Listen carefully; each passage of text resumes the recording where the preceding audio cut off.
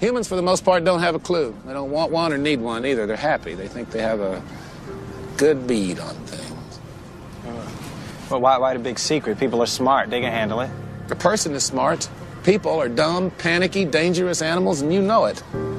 1,500 years ago, everybody knew the Earth was the center of the universe. 500 years ago, everybody knew the Earth was flat. And 15 minutes ago, you knew that people were alone on this planet. Imagine what you know tomorrow. We don't have time for a meeting of the Flat Earth Society. A group of social criminals, these people in the space program. Nassholes, I'd call them. And some of those people actually still believe the Earth is flat. So if a few of them want to believe that we didn't go to the moon, let them. It's not an issue that comes up in my presentation. I mean, the Earth being flat, that's clearly ridiculous. Though I've actually been contacted by some flat earthers saying I'm covering up the fact that it's some Atlantean conspiracy.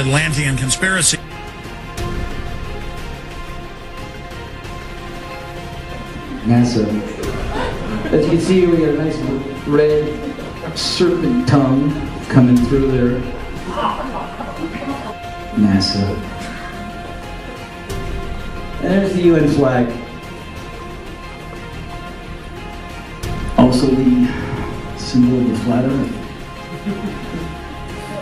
Oh, of course, if I say flat Earth, then I gotta be an idiot. Right? That's what they told you, right? It's a ball. There's no Antarctica in this. It's cold out here. Yeah, it is. It's like the South Pole. It's like the deep South Pole, if there was one. There isn't, though. The Peters projection. It has fidelity of axis. Fidelity of position. East-west lines are parallel and intersect north-south axes at right angles. What the hell is that? It's where you've been living this whole time. The legislature recognized that there is a debate about whether the Earth is round or flat. No. And let's encourage critical thinking by saying there should be a legitimate debate between whether the Earth is round or flat. Because after all, any idiot can walk outside and see that it's flat. This is very important, what we're fighting for. Because I'm tired, I'm really tired of the manipulation. They do not tell the truth. They're liars. To manipulate our history books. The history books are not true. It's a lie. That's right, Michael. The history books are lying. You need to know that. You must know that.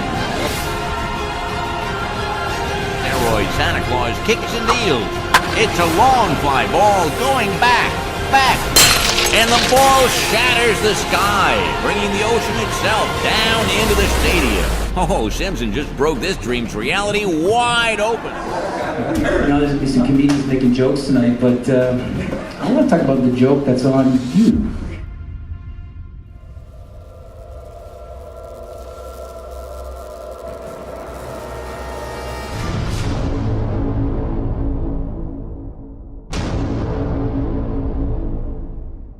The German cartographer, Mercator, originally designed this map in 1569 as a navigational tool for European sailors. The map enlarges areas at the poles to create straight lines of constant bearing or geographic direction. So it makes it easier to cross an ocean. But yes, it distorts the relative size of nations and continents. Are you saying the map is wrong? Oh dear, yes. Look at Greenland. Okay. Now look at Africa. Okay. The two land masses appear to be roughly the same size. Yes. Would it blow your mind if I told you that Africa is in reality 14 times larger? Yes. Here we have Europe drawn considerably larger than South America. When it's 6.9 million square miles, South America is almost double the size of Europe's 3.8 million. Alaska appears 3 times as large as Mexico, when Mexico is larger by 0.1 million square miles. Germany appears in the middle of the map when it's in the northernmost quarter of the Earth. Wait. Relative size is one thing, but you're telling me that Germany isn't where we think it is? Nothing's where you think it is. Where is it? I'm glad you asked. Okay, so here's the picture of the Earth from space. There it is. Since you were a kid, you've seen this image. But you've never seen it from that point of view. You know what? We adopted this whole model like 400 or 500 years before the airplane. 400 years before the airplane, pretty much. Like, beginning in the 1900s. They went to the North Pole in the 1900s. This is 1482. Nobody went to the top of the globe, to the bottom, or flew up, or built a skyscraper until... It's funny, back in the 60s when they went to the moon, this is the first time we actually had like an instrument of flight to actually go high enough to actually fucking check out if what we agreed to 500 years ago was real. So if they were wrong after 500 years, the question is, would they tell you? 1969, first lunar mission to the moon. You know, the first lunar mission to the moon wasn't so much about going to the moon. It was about having an event so you can go high enough to take a picture after 500 years to prove it was a ball.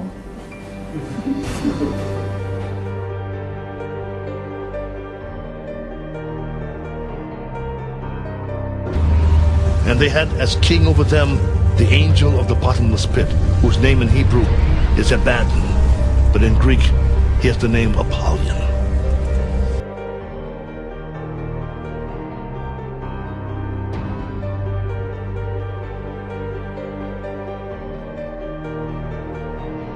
Mr. Armstrong, Bart Sibrel, ABC Digital. Wanted to give you the opportunity to swear in the Bible that you walked on the moon. The two most watched televised events in history: the moon landing and the towers falling.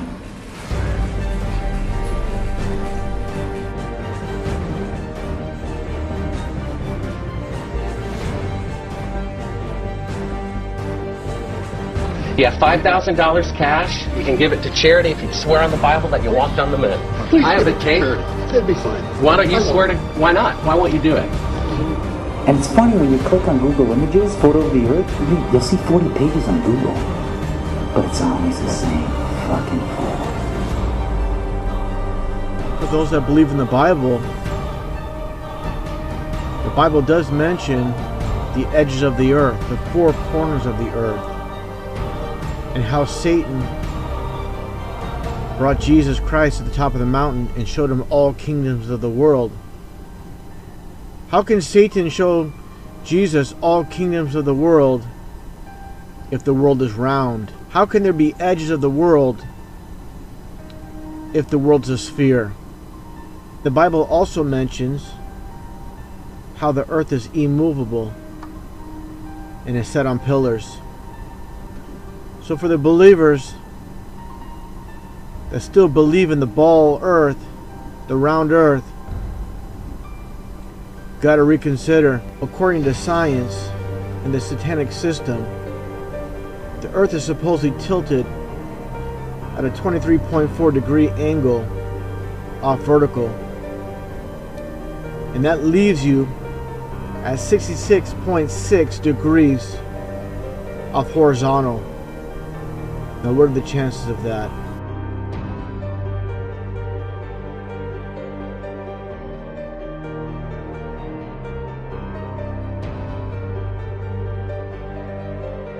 Moon landing, 8:17 p.m. Eastern Standard Time, 1969. Isaac Newton, 1666. 6669966. Most people saw the lunar landing and they swear on it because they heard it on the radio. CBS put up screens all over in Central Park, along with NBC, you know, so they could work with groupthink dynamics. Reality is reinforced by group dynamics. Witnessing it. The zero-G illusion, also, that you see astronauts, they look like they're floating or flying in space. It's achieved through 3 different ways. One way is through zero-G planes. They're just Boeing 737s specially outfitted to do these parabolic maneuvers, where they do a parabolic, and then you have a zero-G like free fall state where it seems like you're floating for about a minute at a time. You can keep this going. The second way, when they're like at the fake International Space Station fixing things outside of it, this is done in a pool, in a dark pool. They're actually underwater, and you can see bubbles rising out of the pool, proving that they're in a pool in many of their spacewalks. So the outside space shots are done in the pool. The inside, most of the inside shots are done in zero-G planes, and then some of the longer inside shots are done with a green screen and harnesses, so they just kind of float on a harness in front of a green screen. And with these three methods, they're able to produce the zero-G effect that everybody thinks is them floating around in space. But in reality, anything that goes up comes right back down. There is no point where you can just go up, up, up, and then, oh, I'm floating now, and I get to float through infinite space now forever. That's the illusion. That doesn't happen. You will always come back to the Earth. You'll always fall right back down. No matter how high you go up? As high as any non-NASA source has gone.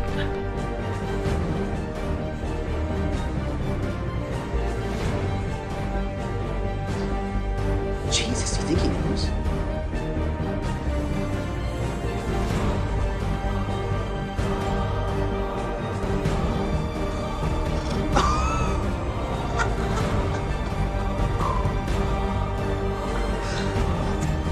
I mean, it's proof right there. This is an official NASA photo of the first Apollo 11 lunar module landing on the moon. I mean, it's right there. This is proof, man. It's the picture's right there. It's landing on the moon. But the only problem I have with this picture is that it's taken from the moon. I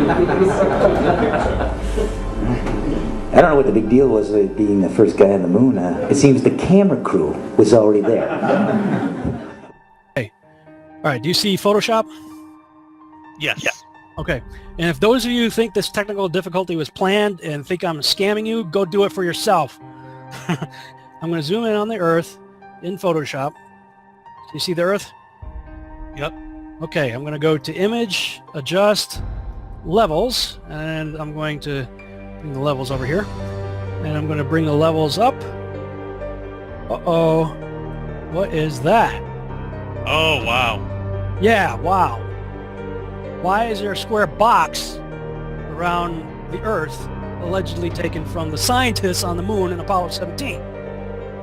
Then you got other pictures like this, the blue marble, right, that come out. Okay, well, there's a big problem with the blue marble, and I'm going to zoom in here and show you what the problem is. These are all composite images where they are really not very good at Photoshop because they're using the Photoshop clone tool to replicate clouds. That's an official photo from NASA. But plus, how many people think that's a photo? But plus, how many people think this is bullshit? Now, a lot of people's first question is going to be, well, where's the edge? And I was surprised to see how easy that is to rectify, but I'm sure you get that a lot. How do you tell people when they come at you with, well, where's the edge? Why aren't people sailing off the edge or whatever? So, in the flat Earth model, the North Pole is in the middle, and the Earth is a disk shape, and the Antarctica is all the way around, holding the oceans in. And so it's a fact, if you're at the North Pole and you go south, no matter which actually, it doesn't matter where you are. If you go south, eventually, you're going to end up in Antarctica. But on the ball model, it's just a little ice continent underneath the ball. Yet in this model, it's all the way around you, holding the oceans in. As for whether there's an edge beyond the Antarctic ice plateau, this wall that holds everything in is about 100 to 200 feet tall, and once you climb up on the ice wall, it's a plateau of snow that just goes on and on and on. And the public and myself are ignorant at the moment as to whether there is an edge at some point, whether there'd be a barrier, a dome, that many ancient cultures have said there is, or whether it's an infinite flat plane and it's just snow, ice, wind, and darkness forever. Stop what you're doing and listen. This is not a drill.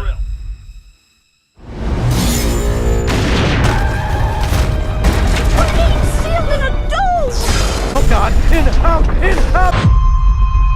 I can't tell you if what happened is an act of terror or an act of God. Where the hell did it come from? No idea. You have people trapped in here! We're on our own. What are you telling us? We're trapped like rats?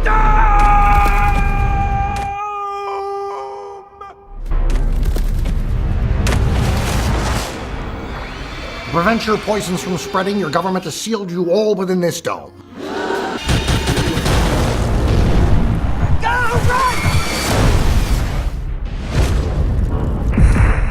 Our best guess puts the dome at 20,000 feet, sir. Did he just call it a dome? You think we might be stuck in here a while? I think that even if what's wrong suddenly becomes right, the Army's just gonna quarantine this place.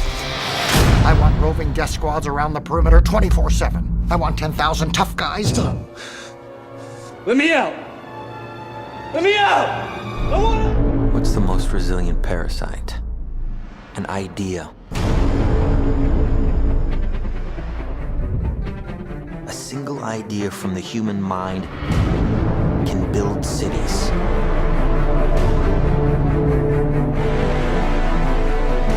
An idea can transform the world and rewrite all the rules. Which is why I have to steal it.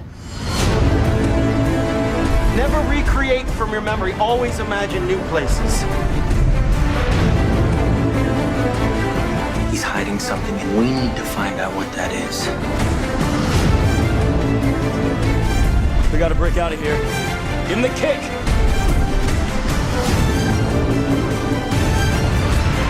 This was not a part of the plan! Wake me up! Wake me up!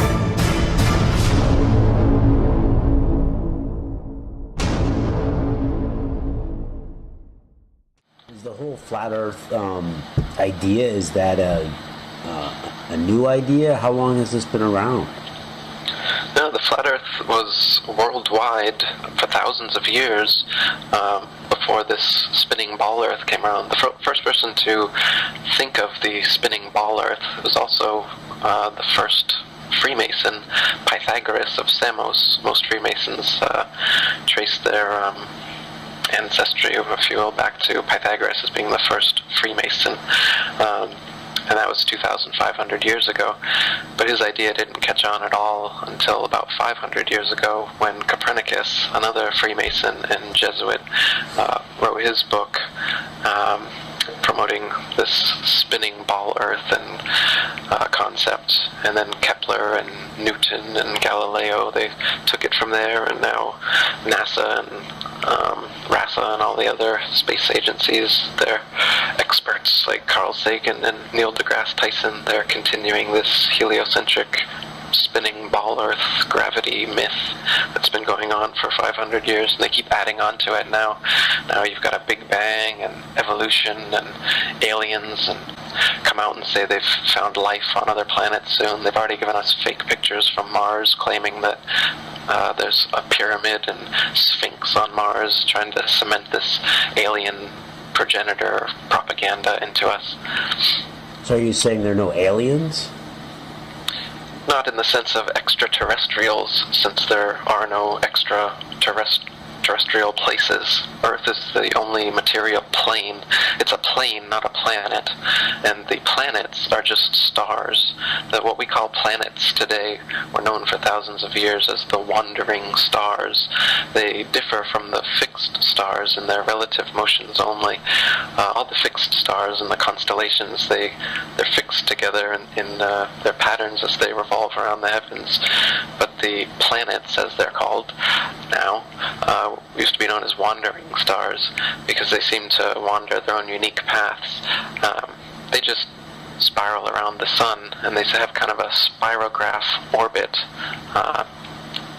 You can see in one of my videos called the Ancient Flat Earth Beliefs, a model of it to give you an idea. But with the naked eye or with the telescope, you can see for yourself that these so-called planets are just stars. They're just lights in the night sky. They claim that the planets are physical terra firma that you can land on and potentially live on.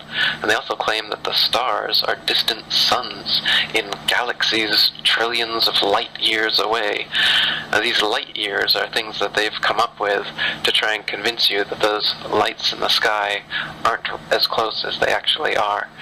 They want you to think that the nearest star is actually 25 trillion miles away, and the reason they have to say this is because you can prove for yourself in your backyard with a telescope that the Earth is motionless.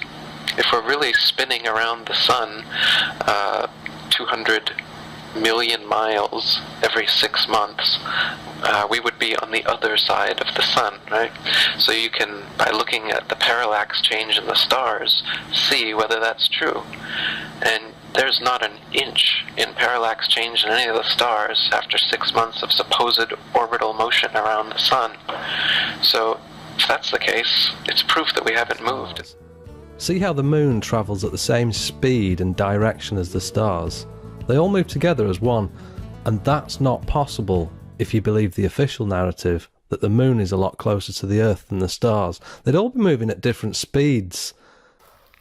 This is the camera, is the Earth, and there's no way that those stars would move at the same speed and trajectory as the moon. Why all this deception? So what we've got now is a godless Big Bang, a nothing for no reason in no time exploded and created everything. And then a bit of the everything turned into self-replicating bits, and life spontaneously created, and order and intelligence and consciousness all came into existence. So we've got this cosmology that comes from nothing. It's atheistic, it's nihilistic. It makes it as though humanity and Earth and everything here is just a cosmic accident. It's purposeless, it's meaningless. That's why this kind of atheistic materialism is rampant nowadays, because this kind of metaphysics is what we're being taught.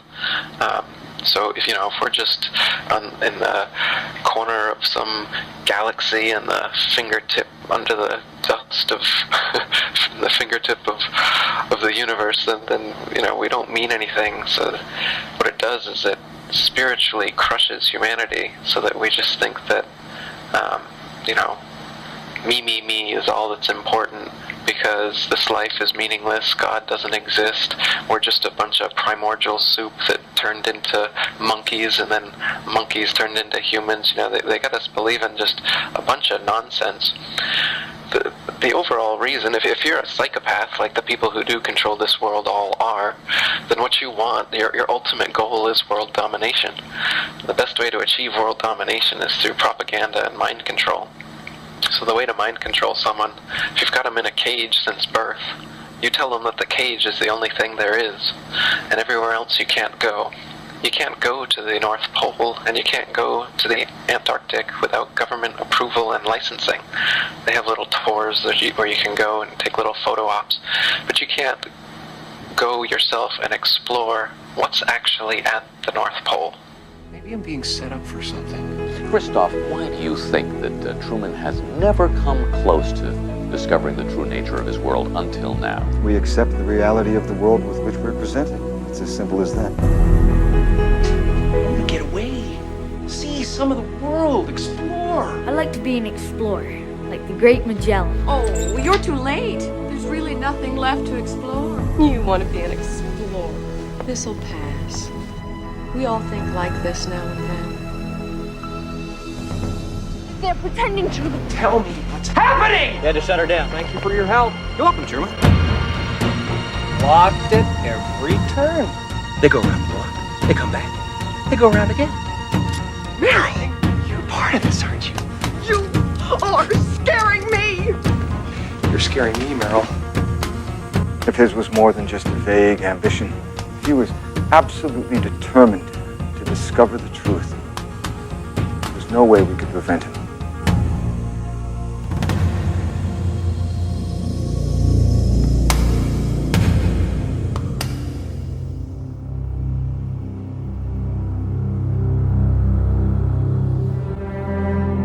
Hi, Christoph. I'd just like to say one thing.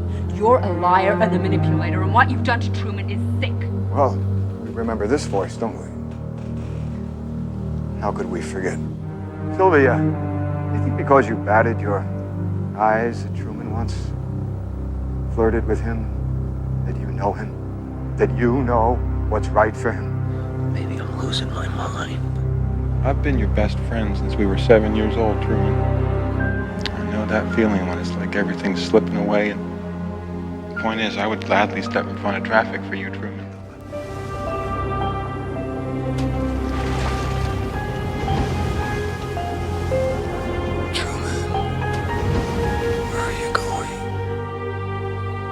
You really think you're in a position to judge him? What right do you have to take a baby and turn his life into some kind of mockery?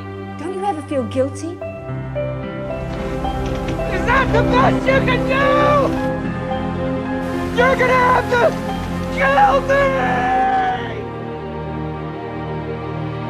I have given Truman the chance to lead a normal life. The world, the place you live in, is the sick place.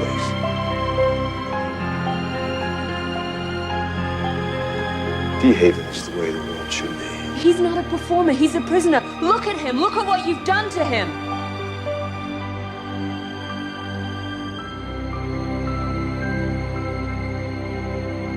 I think what distresses you, really, is that ultimately Truman prefers his cell, as you call it. Well, that's where you're wrong. You're so wrong, and he'll prove you wrong.